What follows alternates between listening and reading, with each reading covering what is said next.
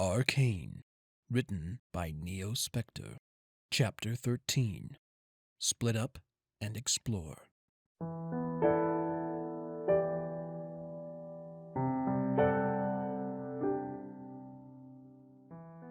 The group was making a lot more progress than Yuuki had originally anticipated.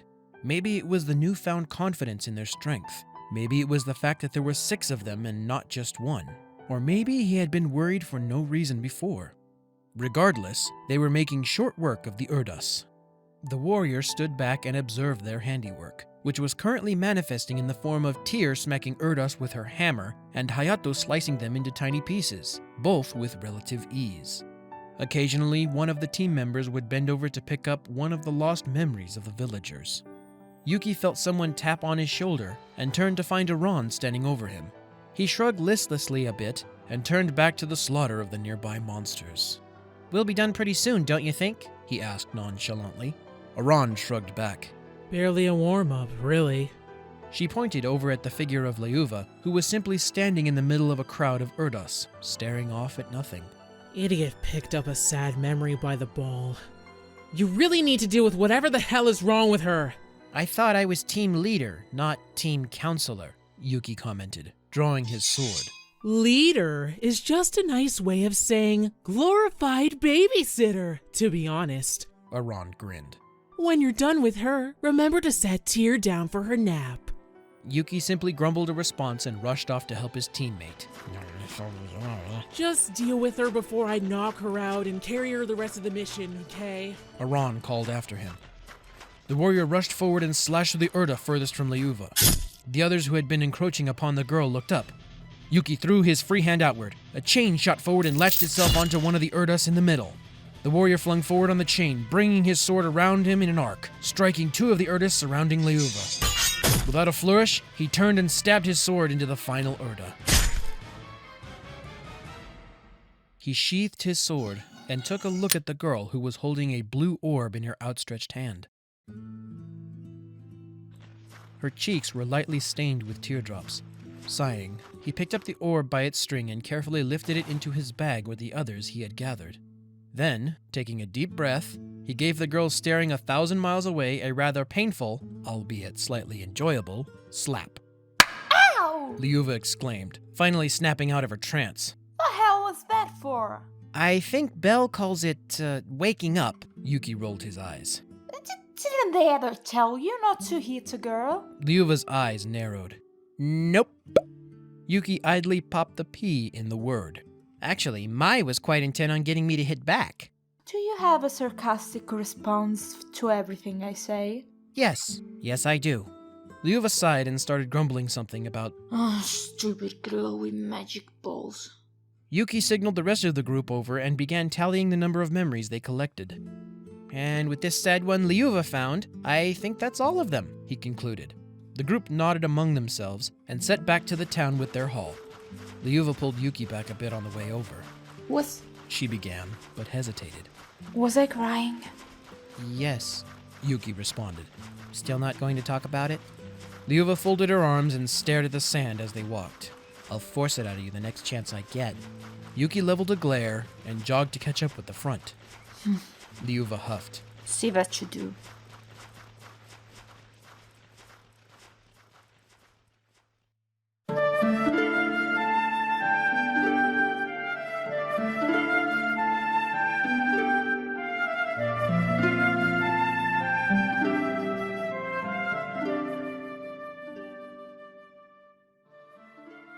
It's difficult to describe the feeling the townspeople had when a band of heroes came back with their precious memories.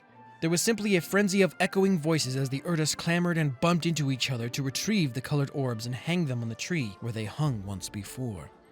Yuuki stood off to the side, standing with Legato and Ko and smiling at the villagers' reactions, and at his friends trying to deal with the swarm of Urdus. "On behalf of this entire village, I think you explore," Legato said, bowing slightly. "Really, it was a group effort," Yuuki gestured to his teammates, who were still being overwhelmed trying to organize the villagers. The warrior frowned and turned to Ko. "I still don't understand why the memories flew off the tree in the first place." Ko shook his head. "I don't know either. If it truly was my fault, I apologize."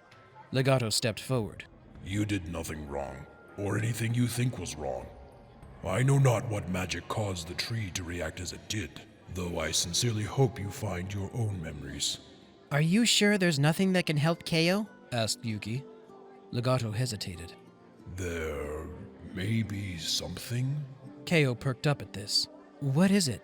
It may be just a myth. The chief mused. Believe me, I'll try anything, the amnesiac declared. Myth or not, let's hear it, Yuuki said. Legends speak of a magical spring deep in the extinction zone.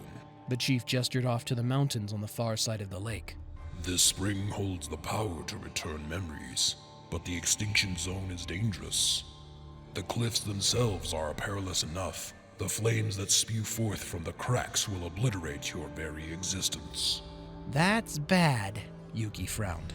Kayo hesitated for a moment and glanced at his doppelganger. Yuuki sighed. Well, we're on a mission to explore this place anyway. Might as well look at absolutely everything, the warrior smiled. And if it helps out an old friend along the way, who am I to say no? Kayo nodded, and the two walked off to explain the situation to the others. You are not walking on a cliff spewing flames that erase people from existence just to find a magic pool of water, Aran said flatly. Oh, come on, Yuuki whined, almost childishly. We should at least try to help Kayo. It's the stupidest thing I've ever heard. The hero said. Not to mention that magic springs are a dime a dozen back in Maple World. Aran, Yuuki leveled a glare at the woman. I mean, if Mercedes literally has one in her front yard. You know that's not what I meant, Yuuki snapped, then sighed. Look, Chief Legato has said that the cliff paths are stable and wide, and he's willing to speak with the boat keeper to ferry us across the lake whenever we want. Half Glasses wants us to report everything anyway, and Kayo deserves to have his memories. It's a win-win. The situation seems optimal for exploration, Xenon commented. We've also heard word of a cave which leads to a large waterfall at the end of the river. We ought to investigate that as well. Tyr nodded. I disagree, Said Hayato. We were already surprised once by the strength of the monsters here. We should be taking every precaution. Tyr nodded again. Yuuki sighed and started pacing a bit. He stopped mid-stride. Okay, how about this? He started. Me, Kayo, and Liuva head to the extinction zone to find this magic spring. The rest of you check in with Nineheart and give him a full report on what we know so far. We'll take some of the walkie-talkies with us and keep in constant contact. Liuva and I can watch each other's back, and we'll check in every half hour with updates. Then we'll meet back here and explore this waterfall. Liuva frowned. Why me? Because you're strong, mobile, and you know how to signal for help with the resistance technology if we get into any serious trouble, Yuuki explained. And, he added, leaning over to whisper in her ear, because I still have to deal with your stupid angsty mood swings, and trust me, you'd rather have me pestering you than Aran forcing it out of you with Maha at your neck. Liuva glowered at him. Fine, but I'll remember this. Aran hesitated for a second. I don't know, honestly. If I may, Xenon interrupted. I agree with Yuuki. A smaller party would be better for exploring terrain with limited movement paths, and our mission here is to explore this area as much as possible. We knew it would be dangerous. Everything we do in our line of work has some aspect of danger, but for further safety precautions, I can adjust some of our gear to detect the new arcane force, in case we run into any monsters. Yuuki, am I correct that your smartphone, was it? From Earth? It has a camera, correct? Yuuki nodded and produced the small device from an unknown pocket. Xenon snatched the device and began tinkering with the casing. It shouldn't take me more than an hour to complete the modifications. I can work on devices for the others later while you two are away. Aran sighed. Well, if we're actually going through with this, can we eat first, maybe? Tyr nodded enthusiastically. Yeah, I'm starved. What's for lunch? Hayato fumbled through his bag. Ham sandwiches. The samurai announced rather plainly.